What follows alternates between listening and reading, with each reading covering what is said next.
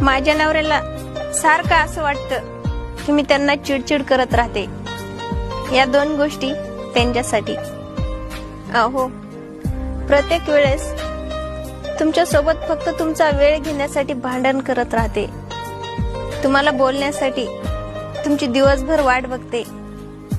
असं नाही की दुसरं कुणी नाही मला बोलायला. माझ्या मनामध्ये जेवढं प्रेम, जेवढी आस तुमची आहे ना, तेवढी कुणाचीच नाही.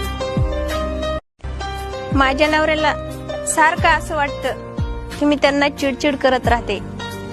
या 2 गोष्टी त्यांच्यासाठी.